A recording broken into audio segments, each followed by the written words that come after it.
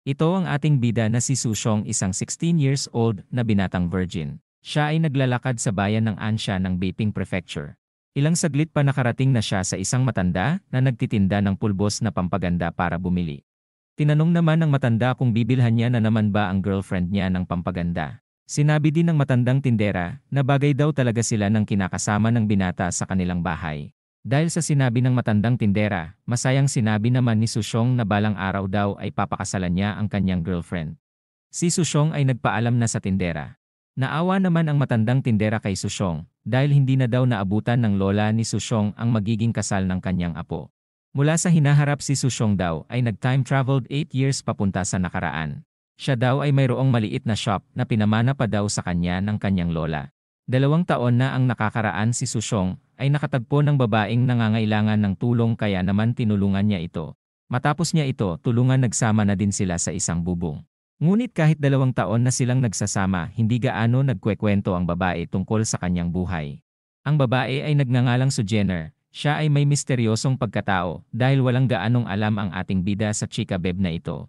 Si Sushong ay masayang nakauwi na habang tinatawag si Sujenner. Si Sushong ay nagulat dahil tuwing darating naman daw siya lagi siyang sinasalubong ni Sujenner. Kaya naman nagtaka siya kung bakit hindi siya sinalubong ng kanyang girlfriend.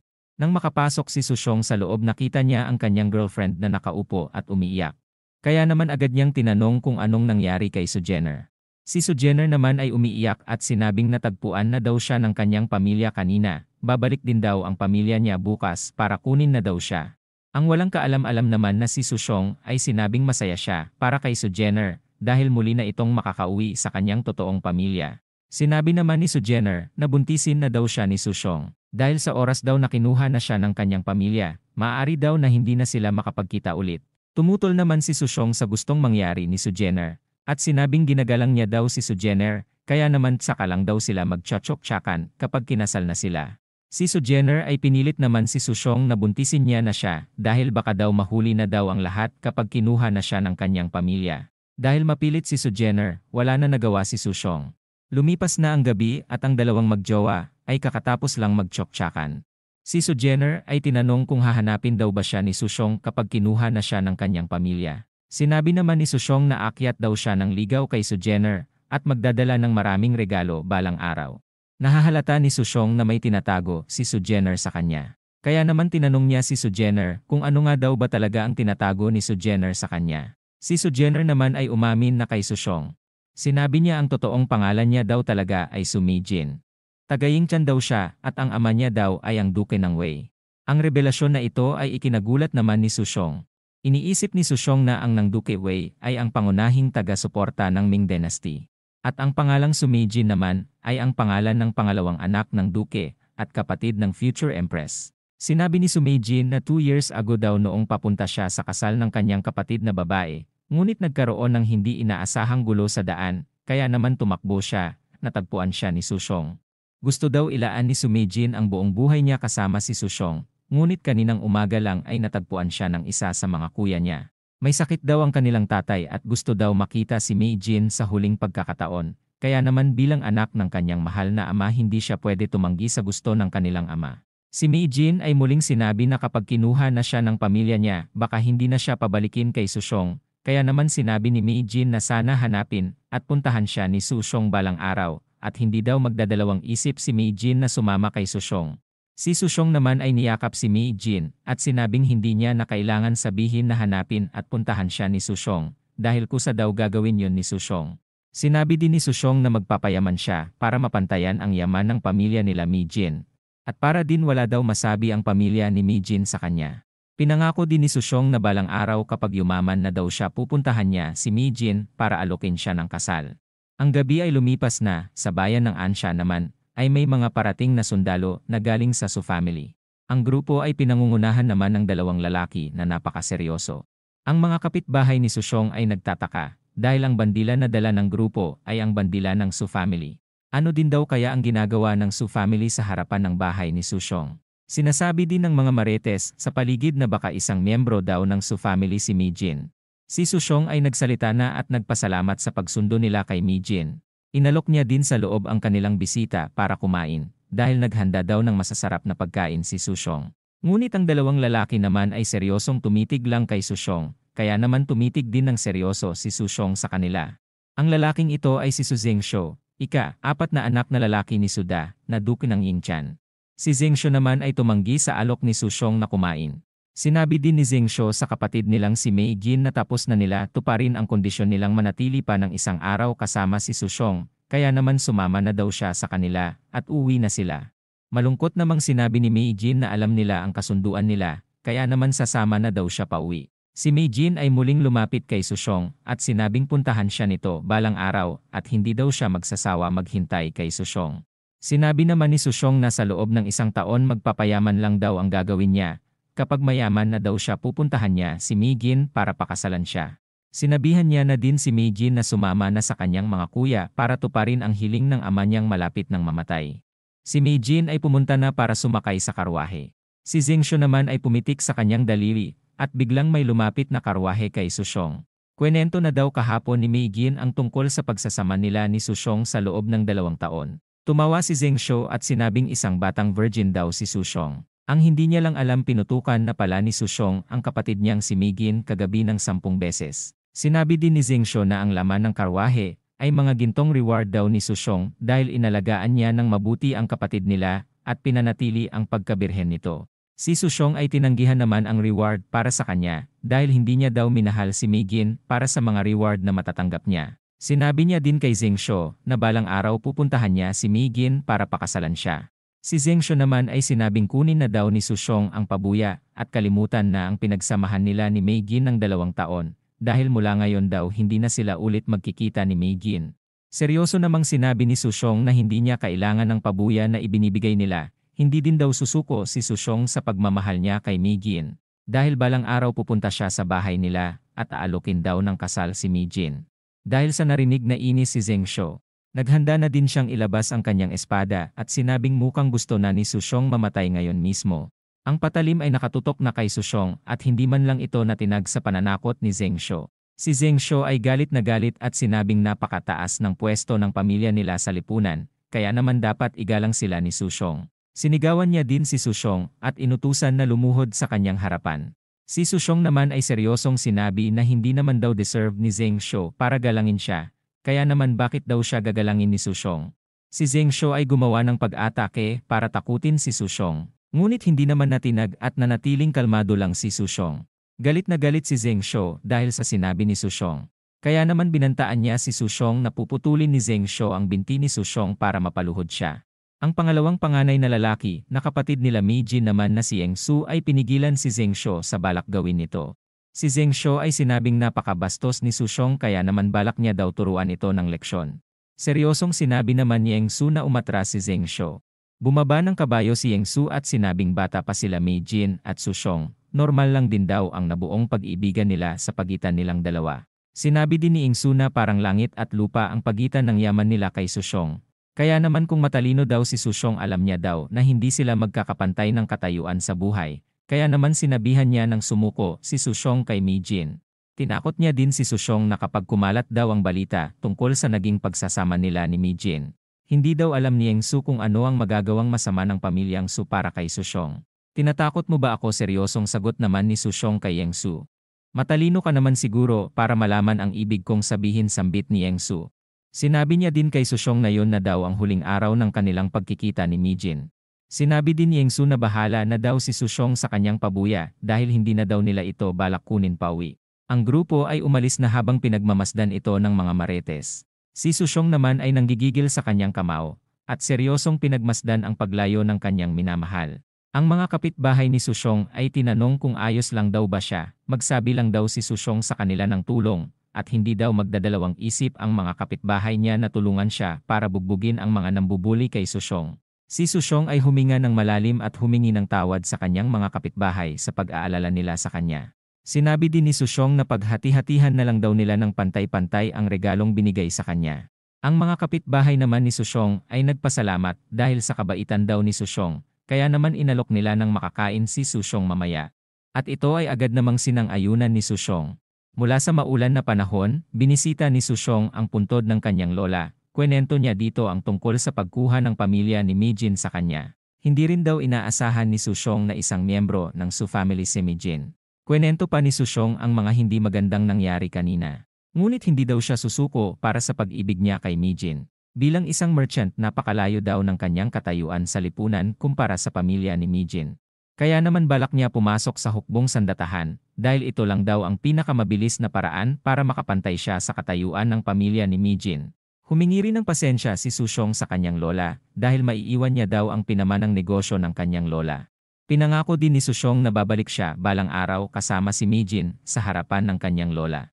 Sa gitna ng maulan na panahon, may biglang lumabas na sistem sa harapan ni Sushong. Tinanong din siya ng sistem kung gusto daw ba ni Sushong humakbang tungo sa landas na kanyang tatahakin. Iniisip ni Sushong na ang sistem na ito ay may kakayahang magpalakas sa kanya. Bakas din sa muka ni Sushong ang kagustuhan na matupad ang kanyang pangako kay Mijin, kaya naman pinindot niya na ang yes sa binigay na pagpipilian ng system. Si Sushong ay pumunta sa kanilang tindahan ng alak.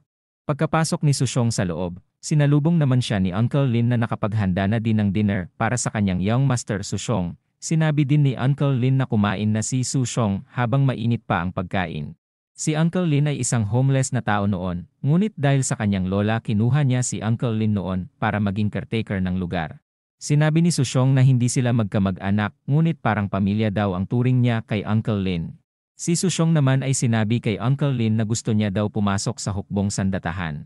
Nagulat naman si Uncle Lin sa sinabi ni Sushong, at sinabing isang delikadong lugar ang battlefield, kaya naman bakit daw gugustuhin ni Sushong pumunta sa lugar na yon.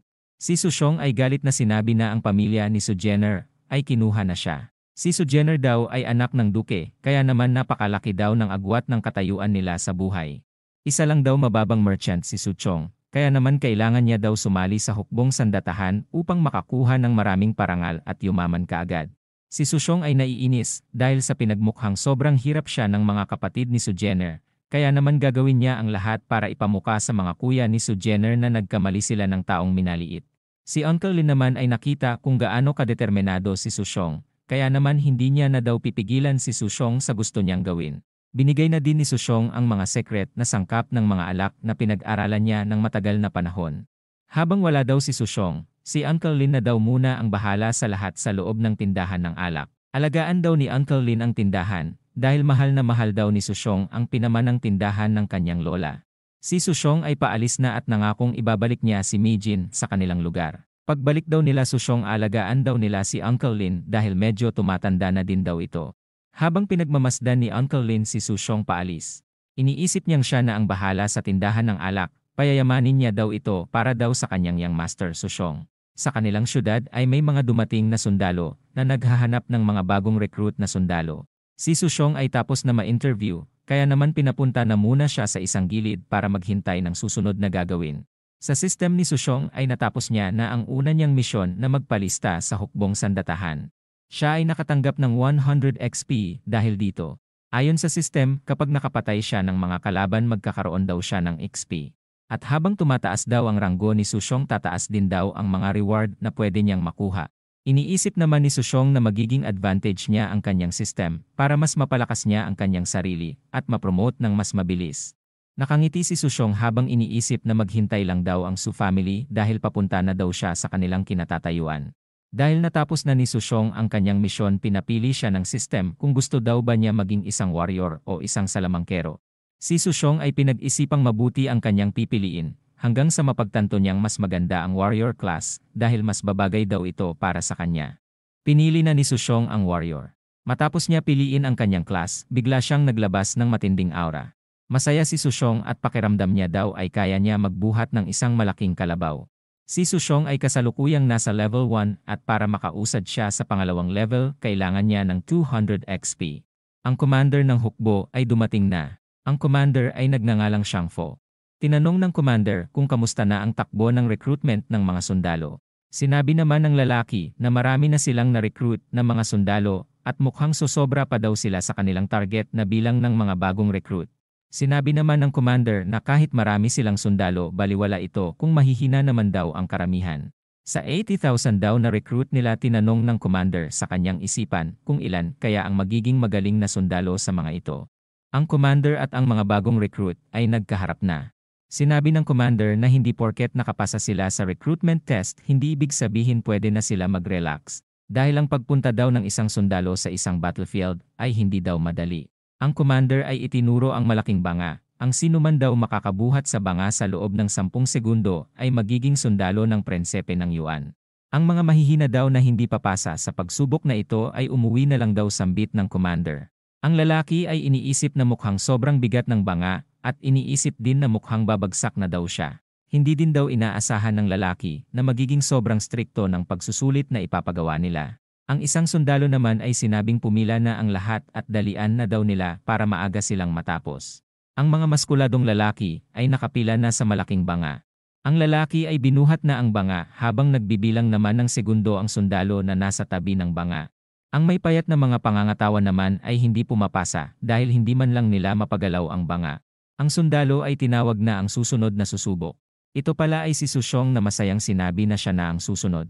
Nakatayo na si Sushong sa banga at iniisip kung kakayanin niya nga babuhatin ang banga. Si Sushong ay nagtatangkang buhatin ang malaking banga ng isang kamay lang. Ang sundalo naman sa likod ni Sushong ay sinasabing huwag na daw ituloy ni Sushong ang pagbuhat sa banga dahil baka daw ma-injury pa si Sushong. Ngunit nang makabuelo si Sushong nagawa niyang mabuhat ang banga ng isang kamay lang. Ang mga ibang aplikante naman ay nagulat sa ginawa ni Sushong at hindi sila makapaniwala. Halos wala daw muscle si Sushong, kaya naman nagtataka sila kung paano nagawang mabuhat ni Sushong ang banga gamit ang isang kamay lang. Iniisip naman ni Sushong na level 1 pa lang siya pero napakalakas niya na. Iniisip niya din na kahit 5 beses pa na bigat ng kanyang binubuhat kakayanin niya daw ito buhatin. Tinanong ni Sushong ang sundalo kung nakapasa na daw ba siya. Ang gulat na sundalo naman ay sinabing pasadong-pasado na daw si Sushong. Sinabi din ni Sushong sa sundalo na kahit kailan hindi siya magkakaroon ng injury sa pagbuhat ng napakagaan na banga. Mula sa isang tabi lumapit ang commander habang nakangiti at sinabing maghintay lang daw si Sushong dahil may sasabihin siya sa kanyan. Nagbigay ng paggalang si Sushong sa commander at tinanong kung ano ang kailangan ng commander sa kanya. Sinabi naman ni Commander Sangfu na gusto niya daw malaman kung gaano kalakas si Sushong. Tinanong naman ni Sushong na kung sakaling napatunayan niya ang lakas niya, saan naman daw siya ma-assign. Sinabi naman ng commander na mapupunta si Sushong sa Archer Squad kapag naipakita nito kung gaano siya kalakas. Iniisip naman ni Sushong na ang mga Archer ay nasa likod lamang ng hukbo kaya naman mas magiging ligtas na pwesto ito kumpara sa ibang sundalo. Si Sushong ay tinangkang buhatin ang 2 malaking banga ng sabay para makapasok sa Archer Squad. Ang mga kasabay namang aplikante ni Sushong ay muli na namang nagulat. Inangat ni Sushong ang 2 malaking banga ng walang kahirap-hirap at tinanong ang commander kung sapat na daw ba yon para makapasok siya sa Archer Squad. Dahil sa lakas na ipinakita ni Sushong, sinabi ng commander na hindi mahihirapan makapasok sa Archer Squad si Sushong. Ngunit ang commander naman ay nag-offer kay Sushong na sumali na lang siya sa kanyang protection squad ng commander. Ang mga aplikante naman ay nainggit kay Sushong dahil napakaganda daw ng offer sa kanya. Malaki daw ang magiging sahod ni Sushong sa trabaho na yon kasabay nun mas ligtas din daw sa protection squad ng commander. Si Sushong naman ay magalang na tumanggi sa gusto ng commander dahil gusto daw ni Sushong mapunta sa Archer Squad at pumunta sa battlefield. Nakiusap din si Sushong na sana matupad ng commander ang hinihiling niya. Ang lahat ng aplikante sa lugar ay gusto mapunta sa protection squad ng commander, kaya naman tinanong ng commander kung ano ang dahilan ni Sushong. Sinabi naman ni Sushong na gusto niya pumunta sa battlefield upang makipaglaban at ma-promote bilang isang nobility. Namangha naman ang commander kay Sushong, kaya naman inutusan niya ang sundalo niya para gawa ng request si Sushong para makapasok sa Archer Squad. Dahil daw sa pinapakitang galing at kumpiyansa ni Sushong, aabangan pa daw ng commander kung ano pa ang mga gagawin niya sa hinaharap. Ang commander ay umalis na at sinabing pauwiin na ang mga bumagsak sa recruitment.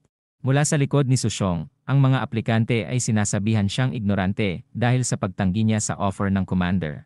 Napakabata din daw ni Sushong para malaman ang halaga ng mga bagay-bagay. Iniisip naman ni Sushong na ang commander kanina ay isang sikat na commander. Marami na daw na ipanalong digmaan si Commander Sangfo.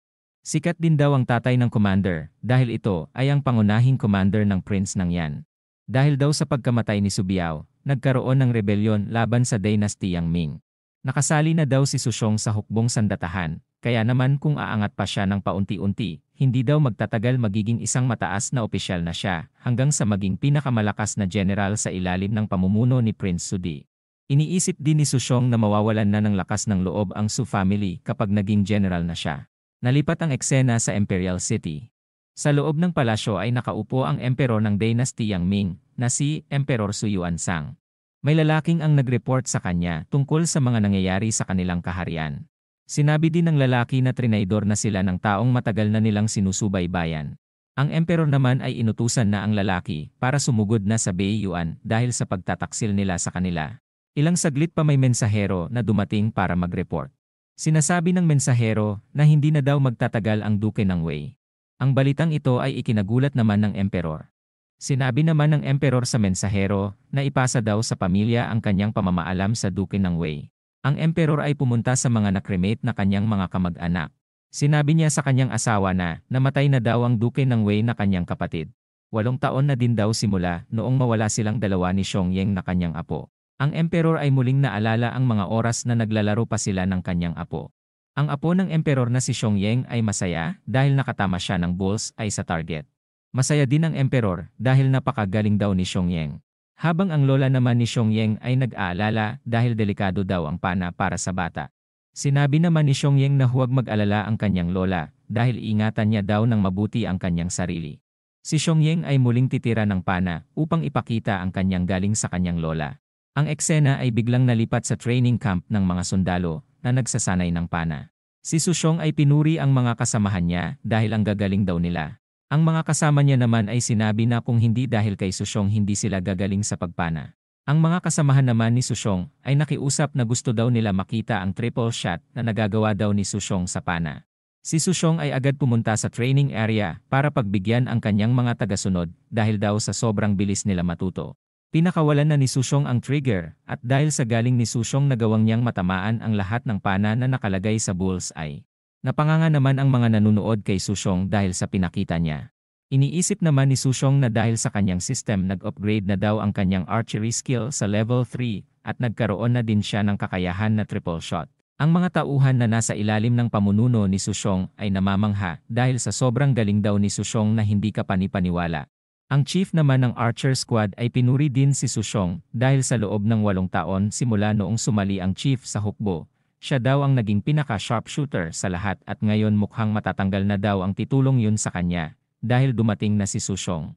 Pabirong tinanong naman ni Sushong ang chief kung naiinggit daw ba ito sa talento niya. Binatukan naman siya ng chief at sinabing huwag daw mayabang si Sushong dahil maya-maya daw ay may darating na malaking balita. Si Sushong naman ay nagtataka at iniisip kung ano kaya ang malaking balita ang darating. Ilang sandali pa may pagtitipon ang naganap. Si Shudi na prince ng yan ay dumating sa lugar para magsalita.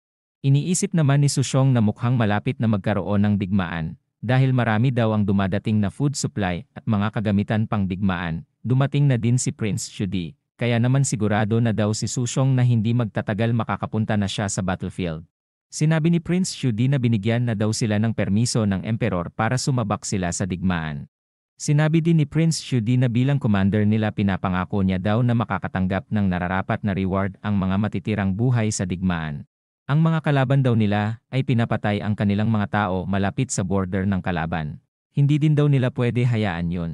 Kaya naman itinaas niya na ang kanyang espada para edeklara ang kanilang paghihiganti sa grupo ng Beiyuan.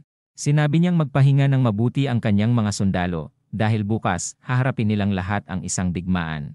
Si Sushong naman ay sinabing excited na daw siya makapasok sa una niyang digmaan na kakaharapin. Ilang sandali lumabas ang kanyang system na ikinagulat niya naman. Natuwa naman bigla si Sushong sa kanyang nabasa. Dahil ayon sa system magkakaroon daw siya ng 10% na XP sa kada mapapatay ng kanyang mga kasamahan na pinamumunuan niya. Iniisip naman ni Sushong na may 10 siyang tagasunod dahil sa pagkaka-promote niya noong nakaraang araw bilang minor flag bearer dahil sa kanyang galing sa pagpana. Iniisip din ni Sushong na kailangan niya pa daw mapataas ang kanyang ranggo upang mas dumami pa ang kanyang mga tagasunod. Sumapit na ang umaga at ang hukbo ng Ming ay papunta na sa Beiyuan. May bigla namang dumating na isang sundalo at ito ay nag-report sa commander. Sinabi niya sa commander na walang tao sa susunod na bayan na border ng Beiyuan. Ngunit ang commander naman ay may pakiramdam daw na pinagmamasdan na sila ng mga kalaban habang palapit na sila sa border ng kalaban. Kaya naman inutusan niya ang kanyang mga sundalo na ikalat at ay balita sa lahat ng sundalo na maghanda sila ng defensive formation. Umalis na ang mga inutusan niya para utusan ang lahat ng sundalo na bagalan ang marcha at magsimula na defensive formation. Dahil sa utos, si Sushong naman ay iniisip na malapit na siguro ang mga kalaban kaya naman inutusan na silang dumepensa. Habang nanginginig ang katawan ni Sushong, sinabi niya din na excited na daw siya para sa kanyang unang digmaan. Mula naman sa itaas ng mga bundok pinagmamasdan na sila ng mga kalaban. Ang isang tauhan ng Beiyuan ay nagtataka dahil mukhang nalaman na daw ng mga Ming na nasa paligid lang sila. Sinabi naman ng general ng Beiyuan na si General Timur ay sobrang ganda ng pagkakaabang nila sa mga kalaban. Ngunit ang mga kalaban daw ay may matinding na battle instinct kaya naman naghanda agad ang mga ito. Ngunit kahit dumipensa pa daw ang mga Ming, kakayanin pa daw ito talunin ni General Timur. Si General Timur ay kumpiyansang sinabi na umatake na daw sila. Kaya naman mabilis nagtungo ang grupo ni General Timur papunta sa grupo ng Ming. Si Sushong ay may napansin sa gilid at napansin niyang parating na daw ang mga kalaban. Ilang sandali pa, ang mga kalaban ay nagsimula ng makalapit sa grupo ng Ming. Sinabi naman ng chief ng archer squad na pumana na daw ang mga archer, dahil oras na daw para maghiganti. Kahit umuulan ng pana sa grupo ng Beiyuan, sinasangga naman ito ng mga Beiyuan ng walang hirap. Ngunit habang nagsasalita ang lalaki, sa pagiging madaling talunin ng hukbo ng Ming, may biglang tumama sa kanyang leeg na pana. Ito pala ay kagagawa ni Sushong. Siya ay nakangiti dahil nakuha nila na daw ang unang kill niya sa battlefield. Nagkaroon din siya ng 5 XP dahil sa kanyang napatay. Si Sushong ay nagpakawala ng triple shot na tumama din naman sa 3 kalaban. Dahil sa galing ni Sushong, nagkakaroon siya ng maraming kills. Ang mga nasa harapan naman ng hukbo ay handa na din para sa mga palapit na mga kalaban. Ang chief ng archer squad ay pinatigil na ang pagpana ng kanilang squad dahil baka daw aksidenteng matamaan nila ang kanilang mga kasamahan. Ang dalawang grupo ay nasa harap na nila ang isa't isa. Si Sushong naman ay iniisip kung paano siya makakapatay ng mas marami pa. Sa kalagitnaan ng digmaan, may isang sundalo ng Ming ang nahihirapan sa kanyang kalaban. Ilang sandali pa siya ay natumba at balak na tapusin ng kanyang kalaban. Ngunit bigla namang may pana na tumama sa lalaki na ikinagulat ng sundalo ng Ming. Ang may kagagawan pala nito ay walang iba kundi ang sharpshooter na si Sushong. Siya ay nasisiyahan din sa kanyang ginagawa dahil iniisip niyang ito na ang simula ng kanyang pag-angat sa hukbong sandatahan. Ang commander ay pinapanood ang digmaan na nangyayari at nakikita niyang nananalo sila. Inutusan niya din ang isang sundalo para sabihin kay Prince Shudi na mananalo sila sa digmaan. Ilang sandali pa dumating si General Timur at balak niya kaharapin ang commander ng one-on-one na laban. Si General Timur ay inatake ang commander at sa lakas ng pag-atake pati ang kabayo ng commander ay nagawang mapatumba ni General Timur. Sa pagtalsik ng commander agad naman siyang sinundan ng pag-atake ni General Timur. Ang patalim ni General Timur naman ay malapit na din tumama sa commander. Ngunit mula sa kawalan may parating na pana na nagpatalsik sa sandata ni General Timur at para mailigtas ang commander. Si General Timur naman ay nagtataka dahil paano daw nagkaroon ng sobrang lakas na puwersa ang isang pana. Sa kabilang banda si Sushong naman ay nakahanda na naman magpakawala ng pana. Iniisip din ni Sushong na mas malaki ang experience na makukuha niya kay General Timur dahil mukha daw itong may mataas na ranggo base sa kanyang itsura. Dahil sa lakas ng pagpana ni Sushong nagawa niyang mapatumba si General Timur gamit ang malakas na vibration na nalikha sa pagpana. Nahulog din si General Timur sa kabayo at nabitawan ang kanyang sandata.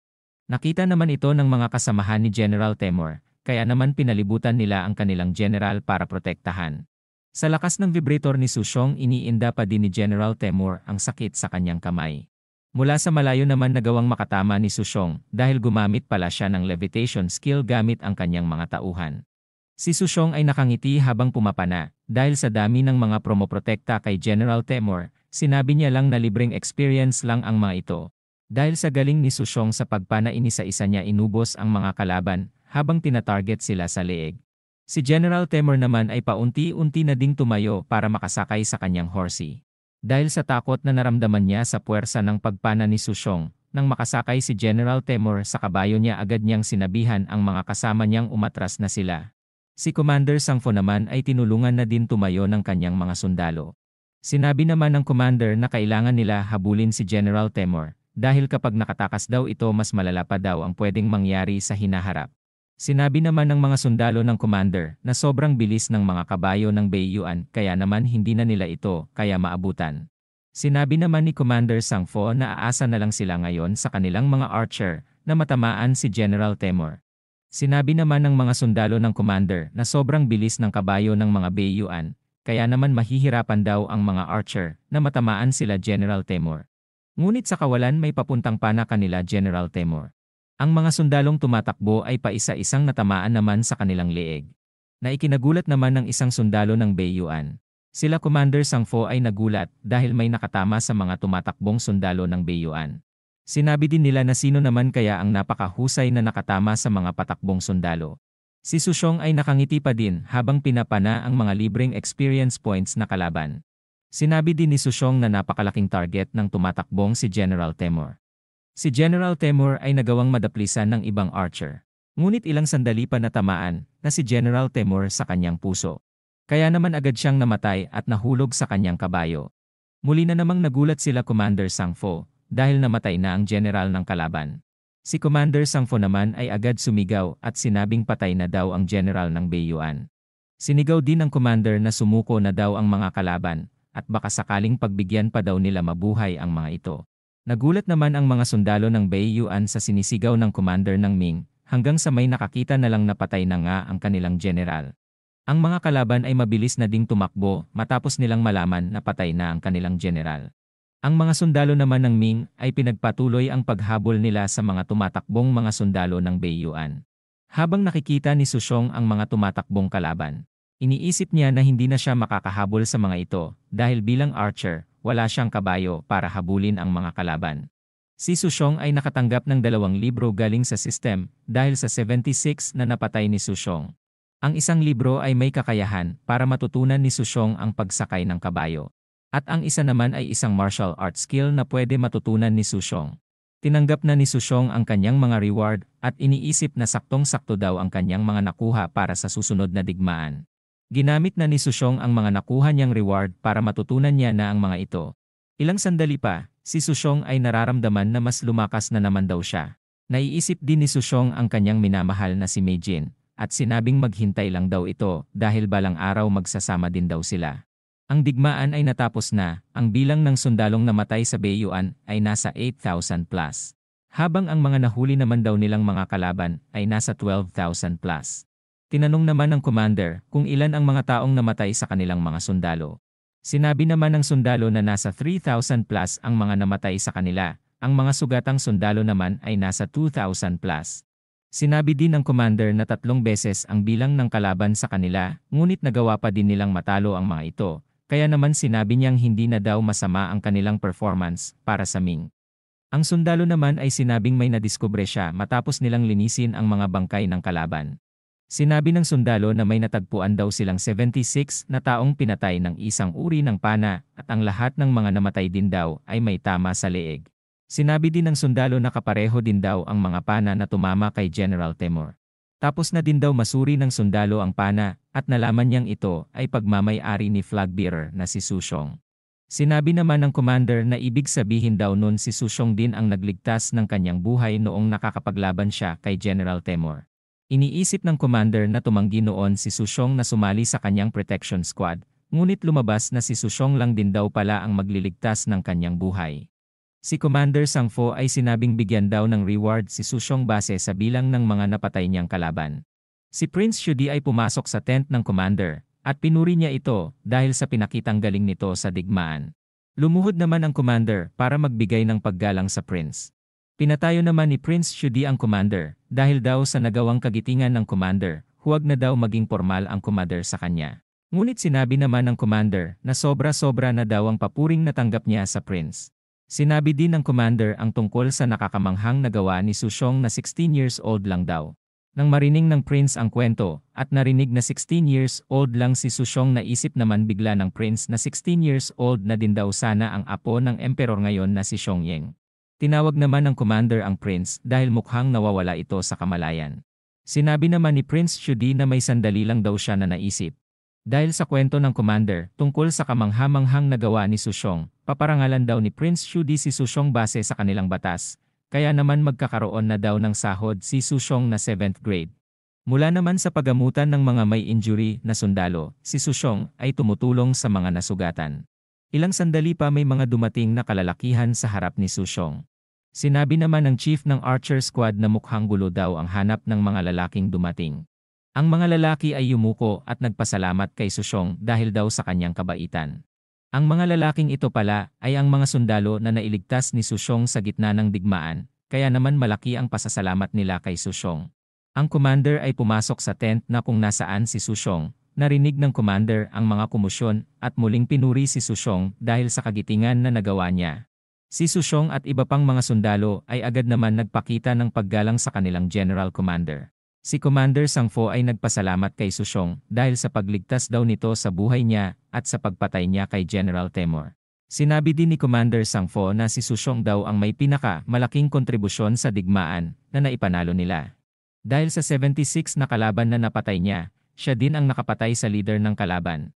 Kaya naman bumisita daw sa kanya si Commander Sangfo dahil sa reward na ibinigay sa kanya ni Prince Shudi. Ang commander ay binasa na ang mga reward ni Susyong. Siya ay promoted na daw bilang officer at makakatanggap na din daw siya ng 7th grade na sahod. Si Susyong ay masaya naman tinanggap ang mga parangal sa kanya at nagpasalamat sa commander at prince. Dahil na-promote si Susyong nakatanggap siya ng 1,000 gold galing sa system at bagong skill na violent blade dance. Iniisip naman ni Susyong na tumaas agad siya ng 3 ranks sa isang digmaan lang kaya naman masaya siya. Iniisip din ni Susyong na hindi magtatagal makakapagkita na daw sila ni Sujener. Gagamitin niya daw ang mga sundalo ng Beiyuan para gumawa ng daan patungo sa minamahal niyang si Sujener. Nalipat ang eksena sa dalawang kapatid ni Sujener. Sinabi ng ika-4 na lalaki na may dumating daw na sulat galing sa espiya na pinadala niya sa Beiping Army. Nabalitaan ng dalawang magkapatid ang kagitingan na ginawa ni Susyong at ang pagka-promote nito. Sinabi naman ng Yengsho na magaling daw si Susyong. Si Sengsho naman ay kinakabahan at tinanong ang kanyang kuya kung talaga nga bang kaya sila pantayan ni Susyong, gamit lang ang mga parangal na natatanggap niya sa army. Sinabi ni naman ni Yengsho na huwag mag-alala si Sengsho dahil hindi magtatagal mauubusan din daw ng swerte, si Susyong ay mamamatay din daw ito sa gitna ng digmaan. Sinabi din ni Yengsho na kapag nagpadala daw siya ng sulat sa prince ng yan para patayin si Susyong sigurado na daw ang magiging kamatayan ni Susyong. Si Sengsho naman ay tumawa dahil tama daw ang kanyang kuya, mas kakampihan daw sila ng prince kesa naman daw sa mababang tao na si Susyong. Si Yengsho naman ay tinanong kung ano na ang ginagawa ni Mijin dahil ilang araw na daw niya hindi nakikita si Mijin. Sinabi naman ni Sengsho na hindi niya pinapayagan lumabas si Mijin, pinasamahan niya din daw ito kay Miaoyun, kaya naman magiging ayos lang daw ito. Si Mijin ay naliligo habang nililinisan naman siya ni Miaoyun. Si Mijin ay malungkot matapos mamatay ng kanyang tatay. Naalala niya din ang sinabi ng ate niyang empress ng Beiping, na puntahan lang daw siya nito sa Beiping kapag may kailangan siyang tulong. Pinalakas din ni Miaoyun ang loob ni Mijin, at sinabing pagbalik daw ng panganay niyang kuya sigurado daw na mas maganda daw ang magiging trato nito sa kanya. At baka maaari din daw siyang palabasin ng malaya nito. Habang nagsasalita naman si Miaoyun, iniisip pa din ni Mijin si Susyong at iniisip na kamusta na kaya siya. Si Mijin ay biglang pumunta sa gilid ng paliguan dahil siya ay nadudwal. Ilang sandali pa, napagtanto niyang baka buntis siya dahil nagtsak-tsakan sila magdamag ni Susyong bago sila nagkahiwalay. Ang eksena ay nalipat sa teritoryo ng Beiyuan. Sinasabi ng mga tactician na sa kalagayan daw nila ngayon, matatalo daw sila ng Beiping Army. Ang Prime Minister naman na si Wang Baobao ay sinabing hindi daw siya susuko sa kahit na kanino. Sinabi niya din na kailangan nila lumaban at itaboy ang kahit na sinumang susugod sa kanilang syudad. Sinabi ni Wang Baobao na kailangan daw nilang lumaban para protektahan ang kanilang karangalan. Sinabi niya din na kung sino daw ang magsasabing sumuko, sila ay matutulad daw sa sinapit ng mesang hiniwa niya. Si Susyong ay nakarating na sa syudad kung saan pinamumunuan ni Wang Baobao. Sinabi din ni Susyong na andun na daw siya para kunin ang ulo ni Wang Baobao. Si Susyong ay gumawa ng speech sa harapan ng mga pinamumunuan niya. Sinabi ni Susyong bilang leader ng kanilang squad mananatili daw siya palagi sa harapan nila at hindi aatras. Sinabi niya din na kung aatras daw siya sa gitna ng digmaan sinabi niyang kahit sila na daw ang tumapos sa kanya kapag nangyari yon. Ang mga tauhan naman ni Susyong ay nagugulat at namamangha dahil sa galing ng leadership ni Susyong. Ang commander at chief naman ng Archer Squad ay nasa gilid lang, pinag-uusapan din nila kung gaano kagaling si Susyong sa pagpana at pati sa pagiging leader. Ang digmaan ay nag-umpisa na, at ang grupo naman ng sundalo ng mga Beiping ay sinasangga ang mga pana. Mula sa mataas na lugar naman nakikita ng prince na nahihirapan makapasok ang mga sundalo nila sa syudad. Mula sa taas sinabi ng prince na magkakaroon daw ng reward lahat kapag natalo nila si Wang Baobao. Sinabi niya din na magkakaroon ng 1,000 gold coins ang sino mang makapatay kay Wang Baobao. Ang mga reward daw na pinangako ng prince ay mismong sa emperor daw manggagaling. Maaari din daw ma-promote ng 3 ranks ang sino mang makapatay kay Wang Baobao. Si Sushong naman ay iniisip na kailangan niya daw mapatay si Wang Baobao para magkaroon ng madaming parangal at makuha ang 3 dagdag na ranggo. Si Sushong ay biglang nawala ng pag-asa dahil napagtanto niyang archer lang siya at hindi siya pwede sumugod para makapasok sa syudad. Si General Sang Yu naman na tatay ni Commander Sang Fo ay napansin si Sushong. Naalala niya din ang kwento ng kanyang anak kung gaano kagaling si Sushong. Si Sang Fu naman ay nagpaalam sa prince para pamunuan ang pag-atake ng hukbo sa syudad. Si Prince Shudi naman ay tinanong si General Sang Yu kung dapat lang daw ba si Sang Fo ang mamuno sa pag-atake sa syudad. Pumayag naman ang general sa gusto ng kanyang anak na si Commander Sang Fo. May request din ang general na isama daw nila si Sushong na isang archer sa gagawin na pagsugod sa syudad. Si Commander Sang Fo ay nag-speech sa harap ng kanyang mga tauhan at sinabing gawin daw nila ang lahat para mapabagsak ngayong araw ang syudad. Si Sushong naman ay nakangiti dahil hindi niya daw akalain na magkakaroon siya ng pagkakataon para makasama sa grupo ng mga susugod sa syudad.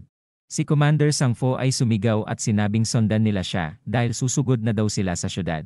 Ang trompeta ng pandigma na pagsugod ay pinatunog na. At ang grupo ng mga sundalo ng Beiping ay pasugod na pinamumunuan ni Commander Sang Fo. Ang sundalo naman ng Beiyuan ay sumigaw na din at sinabing huwag nilang hayaan na makapasok ang mga sundalo ng Beiping sa kanilang syudad. Si Commander Sang Fo naman ay sumigaw ng huwag silang hihinto at magpatuloy lang kahit anong mangyari. Ang mga pana ay umuulan na papunta sa mga sundalo ng Beiping habang nakaangat naman ang kanilang mga panangga. Ang mga hagdan ay nakalapit na sa pader ng syudad, ito ay handa na din para makaakyat ang mga sundalo ng Beiping. Ang dalawang grupo ay lumalaban ng buong lakas para makapasok at makadepensa. Si Sushong ay malapit na makaakyat sa pader, ngunit may sundalo ng Beiyuan ang nakaabang para tusukin siya. Sa bilis ng reflexes ni Sushong nagawa niya namang maiwasan ang pag-atake sa kanya. Nagawa niya din itong mahawakan, hinila niya din ang sandata ng sundalo, kaya naman nahulog ito sa pader. Ang sibat na nakuha naman ni Sushong ay itinurok niya sa pader. Ito ay ginawa niyang tungtungan at ginawang spring para makatalon siya ng sobrang taas. Si Sushong ay nakaakyat na sa pader na ikinagulat naman ng mga sundalo ng Beiyuan. Si Sushong naman ay kumpiyansang sinabi na maghanda na ang mga kalaban dahil sila ay mamatay na daw. Si General Sang Yu ay nakita kung gaano kagaling si Sushong. Sinabi niya din na ang reward para sa unang tao na makaakyat sa pader ay mapupunta kay Sushong. Sinabi naman ni Prince Shudi na sayang ang talento ni Sushong dahil isa lang daw itong officer. Ang mga sundalo ng Beiyuan ay pinaligiran si Sushong para tapusin. Si Sushong naman ay kumilos na at sinabing sa wakas magagamit niya na daw ang kanyang sword skill. Si Sushong ay tinapos ang mga kalaban ng smooth like butter. Si Sushong ay sinugod mula sa kanyang likod ng dalawang sundalo, ngunit gamit ang kanyang mahusay na footwork, nagawa niyang masaksak ang isang sundalo at sinipa naman ang isa pang sundalo. Si Sushong ay hindi mapigilan at patuloy sa pag-atake sa mga kalaban. Gamit daw ang violent dance sword skill ni Sushong tatapusin niya daw ng mabilis ang mga kalaban, at para magkaroon ng espasyo ang mga kasama niya sa pag-akyat. Si Sushong ay naubos na ang kalaban malapit sa mga hagdan, at sinabing umakyat na daw ang kanyang mga kasama. Sumigaw naman si Commander Sang Fo na bilisan daw nila, at suportahan si Sushong sa taas ng pader. Ang mga sundalo ng Beiping ay paunti-unti nang nakaakyat sa pader, kaya naman muli silang umabante para masakop ang syudad. Mula sa taas naman ay may pabagsak na mga pana. Ang isa sa mga pana naman ay tumama kay Commander Sang Fo. Napaluhod si Commander Sang Fo at sinabing yun na daw ang kanyang katapusan dahil may mga parating na naman na mga pana. Ngunit si Sushong ay biglang dumating sa eksena para iligtas ang kanilang commander. Agad din sinabi ni Sushong na dalhin agad nila ang kanilang commander sa kanilang kampo para magamot kaagad. Si Commander Sang Fo naman ay sinabi kay Sushong na pangunahan niya na daw ang pagsakop sa syudad. Mamamatay din daw ng masaya at payapa ang commander kapag nagawa daw ni Sushong masakop ang syudad ngayong araw. Kumpiyansang sinabi naman ni Sushong na siya na daw ang bahala. Sinabi niya din na hindi pa mamamatay ang commander dahil mamaya daw ay magpapahinga ang commander sa kama mismo ni Wang Baobao. Ang grupo ay pinangunahan na ni Sushong sa pagkatanggal ni Commander Sang Fo sa battlefield. Sila Sushong ay nahihirapan makaabante dahil may mga archer sa taas ng city gate na silang nakatama din sa commander kanina. Si Sushong ay sinabing siya na ang bahala sa mga archer sa taas ng gusali. Binunot niya din ang mga pana sa kanyang panangga. Gamit naman ang lakas ng pangangatawan ni Sushong, ibinato niya ang mga palasong nakuha niya. Sa galing ni Sushong, natamaan niya ang 3 archer sa mga leeg ng mga kalaban. Sa pinapakitang galing at lakas ni Sushong, nagkaroon naman ng kumpiyansa ang kanyang mga kasamahan, at sinabi nila na dahil kay Sushong maaari daw nila masakop ang buong syudad ngayong araw. Mula naman sa taas, lahat ng pangyayari ay napapanood ni Prince Shudi. Si Prince Shudi ay bigla ding pumunta sa taga-tugtog ng tambol pandigma. Dahil sa hindi kapani-paniwala at nakakabilib na pinapakita ni Sushong, naging fanboy si Prince Shudi at sinabing siya mismo ang magtatambol para daw sa magiting na si Sushong.